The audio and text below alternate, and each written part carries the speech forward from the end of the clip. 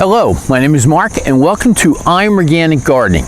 Now, today I want to talk to you about how I grew these tomatoes without buying any store-bought fertilizer, that's chemical fertilizer, or organic fertilizer. And also, I didn't water them for the last 60 days and we had a severe drought. So I want to show you how I accomplished that and also have these beautiful green plants with lush cherry tomatoes on it. And I also have some beefsteak varieties too, I'll show you later on. But it is remarkable how well it did, and it just took about 10 years of experience that I want to share with you how I did it. And it is, I never had a drought that lasted this long. It was maybe 30 days or less or something like that. And all the principles that I'm going to share with you accomplished this. And again, it was 10 years of doing things by mistake and trial and understanding things about soil science and everything else too.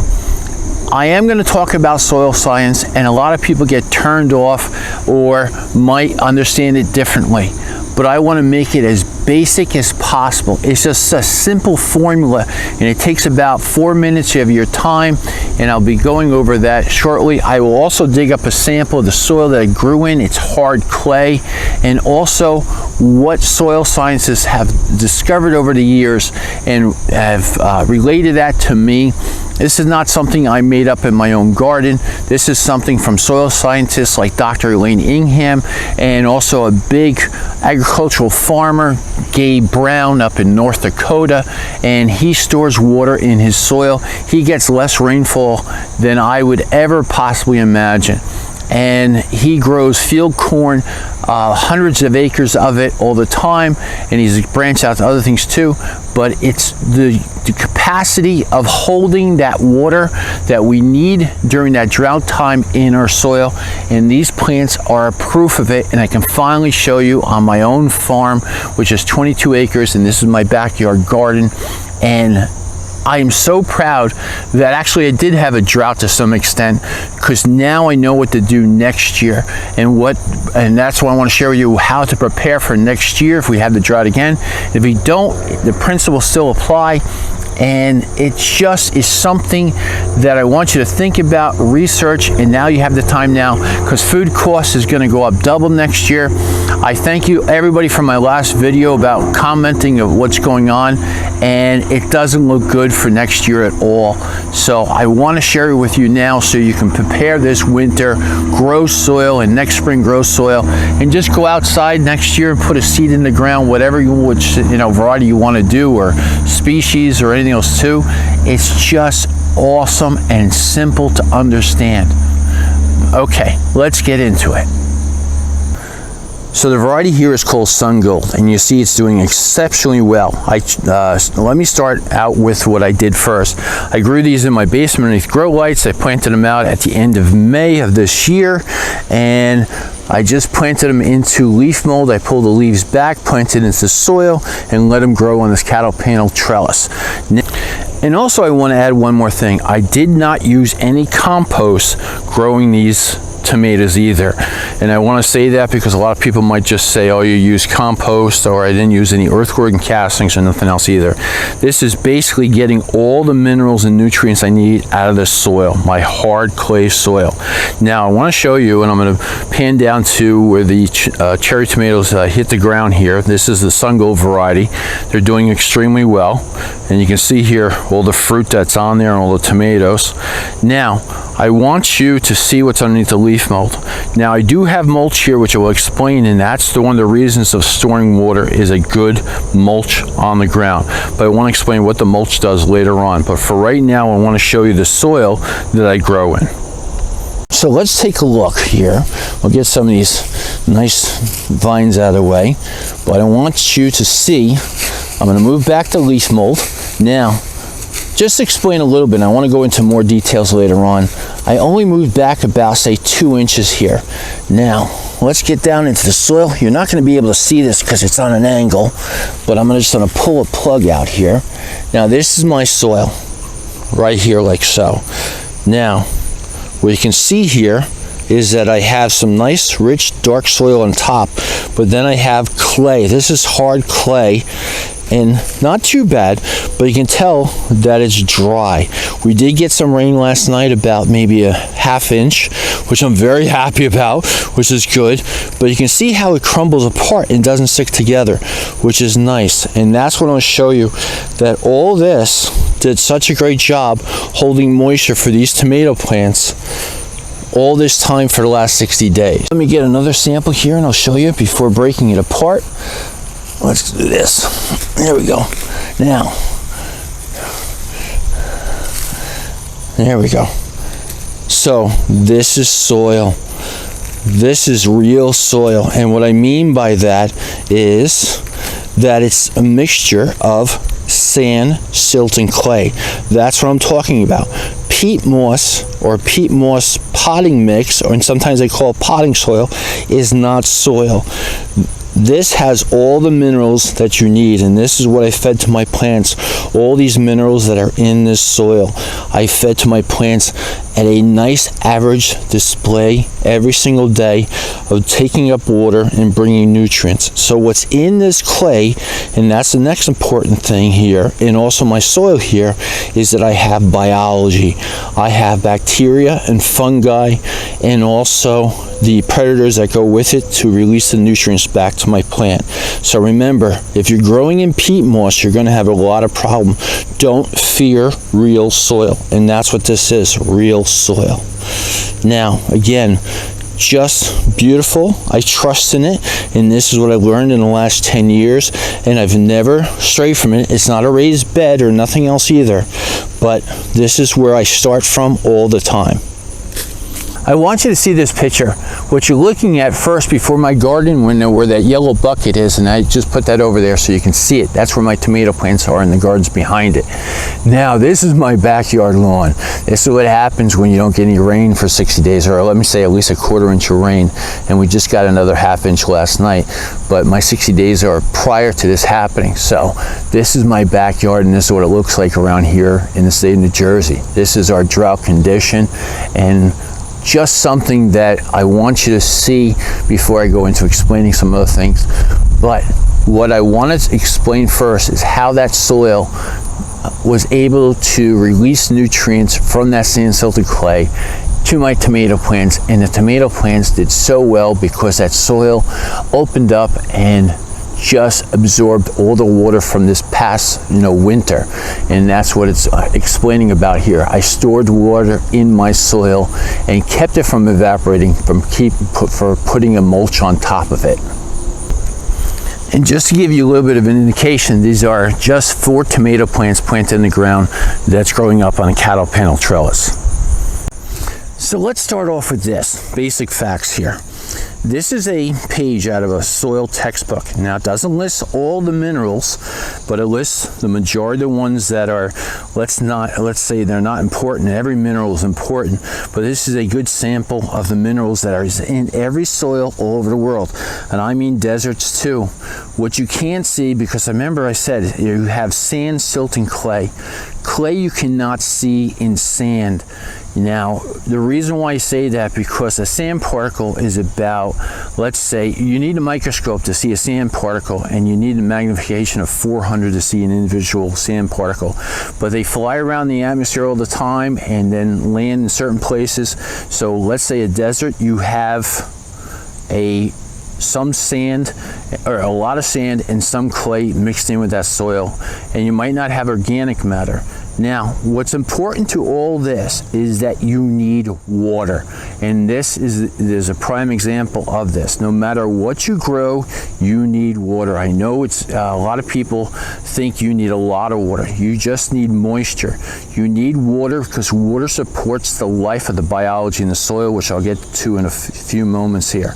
Now, this shows you all the minerals that are in the soil, and then I'll show you the biology and how it does it.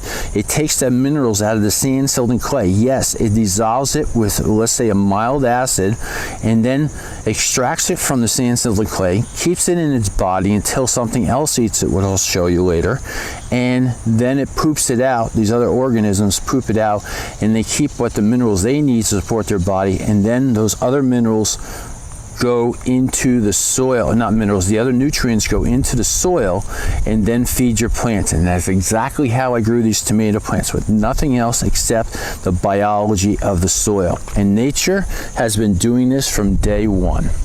And just to give you some basic understanding here, there's N, P, and K, which is your what everybody talks about. There's calcium, carbon, iron, sodium, magnesium, zinc, molybdenum, nickel, copper, and phosphorus, all in this clay that you saw that I dug up in front of my tomato plants. It is amazing. So you do not have to add anything else to real soil except biology and water. And it also has to have oxygen too. This is Biology 101, and it's simple to understand. And then once you understand it, you can garden free forever. Now, bacteria over here and fungi is in group 1. Those are our eaters of sand, silt, and clay in the soil, and they're going to release nutrients later on to our plant, and they're going to release all the nutrients that our plant needs to grow. And this has, again, been going on for billions of years already. Now, bacteria, the good news is that we got plenty of bacteria in our soil.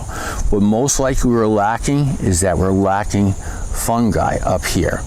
Now, this fungi here basically needs different foods than bacteria. And they're strands, they're like strands of string, very fine strings. And then just a little side note, when you till or disturb the soil too much, you can disturb it some.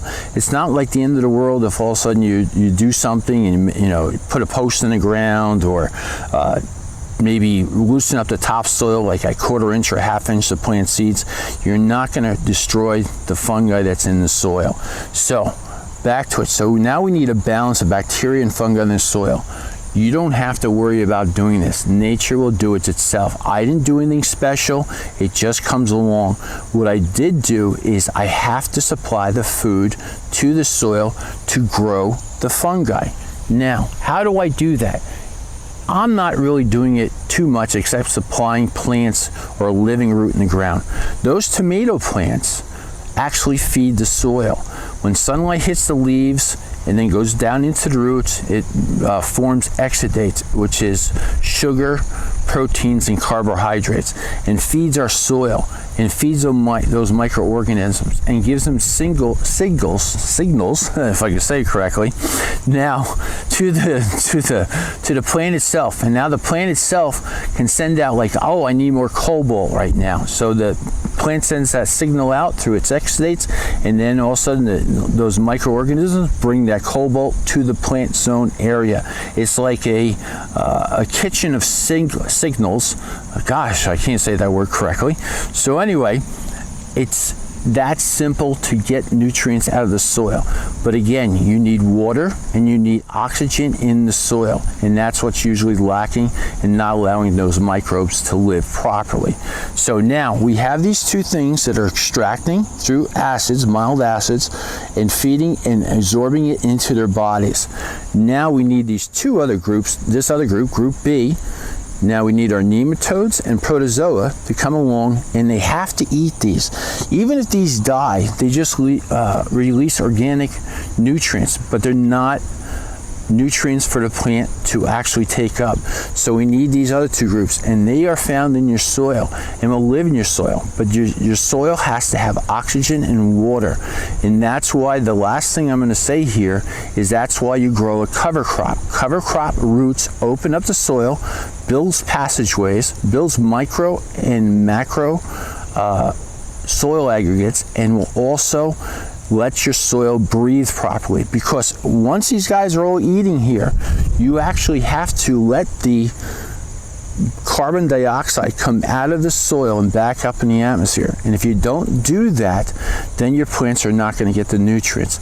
Now, this is not hard to do at all. Again, the only thing you have to do in the fall right now, and that's what I'm talking about, that is plant a cover crop.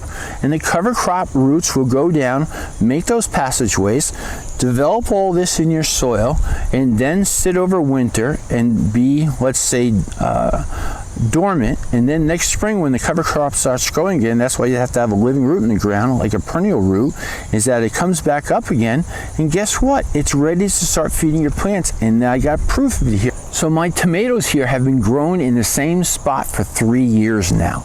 Now, my first thing I did, and this was a lawn, now I just removed all the top, so let's say the top grass, and I just scraped it off with a shovel, and then I raked in a cover crop of winter rye, grew it, and then that winter rye grew the first year about 3 feet tall. So I knew my soil wasn't that healthy because winter rye usually grows about 6 feet tall. The second year I did this, but I still grew tomato plants and they did okay. And now the second year I grew winter rye in there, and now that winter rye grew 6 feet tall. And that's in a separate video if you go back and look at it.